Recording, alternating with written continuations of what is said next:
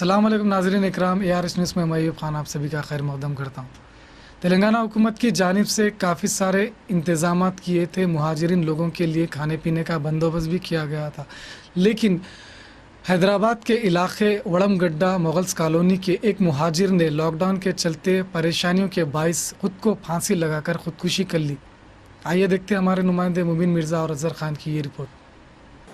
क्यों सुसाइड क्यों कर लिया? घर की जाने की जिद कर रहा था। सब जने परेशान हैं यहाँ पर, छोटे छोटे बच्चे हैं, खाने पीने को भी इतना मतलब जब काम नहीं है तो खाए पिए भी क्या।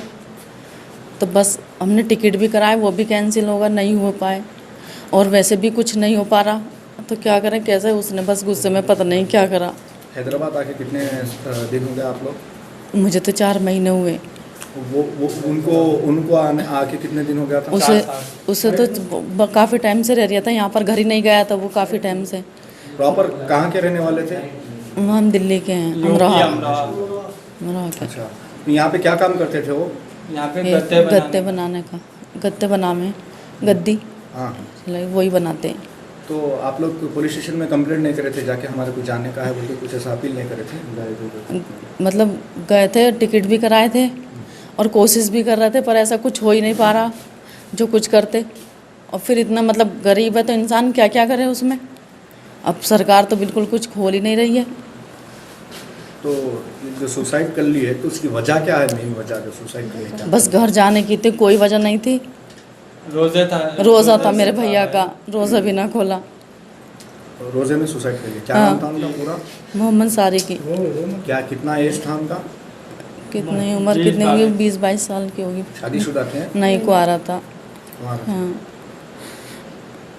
इसके भी थक गए हम, और टिकट कराने के लिए भी सब में भागे फिरे। इतनी हमें जानकारी भी नहीं है जो हम कहीं जाते, और हमारा कोई साथ भी नहीं दे रहा। यहाँ पर हम किसी को जानते भी नहीं, हमारे पास खाने पीने को भी कुछ नहीं है, और हम करें भी क्या। मेरे भैया ने फिर ऐसे ही होके परेशान होके जाने की वजह से फांसी लगा ली। जाना है तो हाँ, मुर्दा को तो हम कम से कम अपने भैया को तो ले जाकर हम अपने घर दफन कर सकते हैं। हमारे मम्मी पापा हैं, भाई बहन हैं, सब रो रहे हैं, घर पे फड़क रहे हैं। कम से कम हमारी मतलब अपील है कि आप हमारी डेड बॉडी घर भेज दो। हम आपसे प्रार्थना करते हैं, दुआ मांग रहे हैं अल्लाह पाक से कि अल्लाह पाक हमें घर भेज दो, और आप लोग भी हमारे साथ में हमारी मदद करो। जो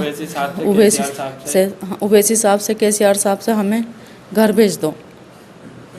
भाई हमारा मोहम्मद शारिक भाई था, हमारा रोज़े की हालत में था। वो रोज़ा रखने के बावजूद हमारा भाई 3 बजे यहाँ हमारे पास से गया और रूम पर जाने को पुकारा कर रहा था, जाना है जाना है। जाने की परमिशन टाउन में भी लेने गए तो वहाँ पे हम लोग को बता दिए, बोले ट्रेन के लिए जाओ। तो ट्रेन के लिए गए तो वहाँ 100 जने जाने का है तो 1000 लोग बैठे हुए हैं। तो वहाँ पे लाइन में बैठ के हम लोग थक के इधर आ गए।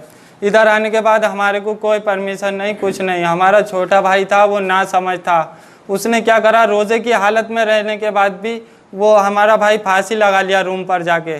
उसके लिए हमने खाना लेके गए तो 6-7 बजे का टाइम था। हम लोग खाना लेके गए तो वो लोग, हमारा भाई रूम में फांसी लगाया हुआ टंगा था।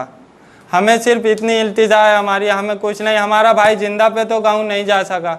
हमें सिर्फ इतना चाहिए कि हमारी KCR साहब से और हमारे उवैसी साहब से ये रिक्वेस्ट है कि हमारा भाई जिंदा तो नहीं जा सका, साहब मरा हुआ हमारा भाई हमारा गांव जा सके, बस उतना ही कहना चाहते हैं। और हमारी यहाँ की प्रशासन से भी यही अपील है कि हमारे भाई को गांव भिजा दिया जाए। हम लोग के साथ छोटा छोटा बच्चा है, हमारी बहन है, हमारी भाभी है, वहाँ छोटे बच्चे पड़े हुए हैं। अब बताइए साहब, यहाँ पे 40 दिन से लॉकडाउन है। जिनके पास खाने को है वो खा ले रहे हैं, हम लोग मजदूरी करने वाले हैं, हम लोग कहाँ से खाना, हम लोग पे खाने को भी नहीं है। तो हमारी सिर्फ इतनी अपील है कि हमें हमारे गांव भिजा दिया जाए, हमारे उवैसी साहब से, KCR साहब से। बाकी कोई इल्तिजा नहीं है। जो हमारा भाई था वो तो अब चला गया, कोई आने वाला नहीं है। मगर ये सरकार के अंदर अंधा कानून हो रहा। जो अमीर हैं उनको परमिशन भी मिल रहा, सब मिल रहा, जा रहा है आ रहा है।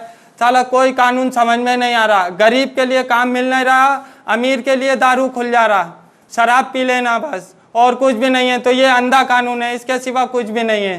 अब हमारे को ऐसा मालूम नहीं था, तो अब हम वहाँ पर रूम पर जो गए तो उन्होंने फांसी डाल दी है।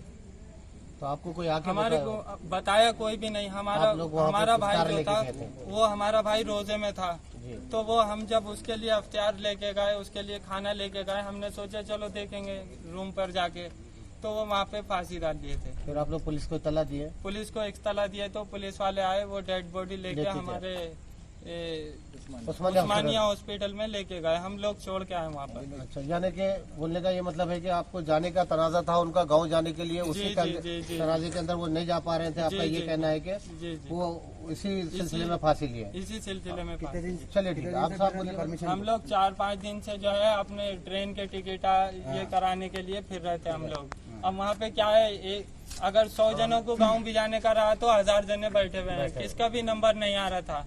तो हमारी ये अपील है कि तेलंगाना सरकार के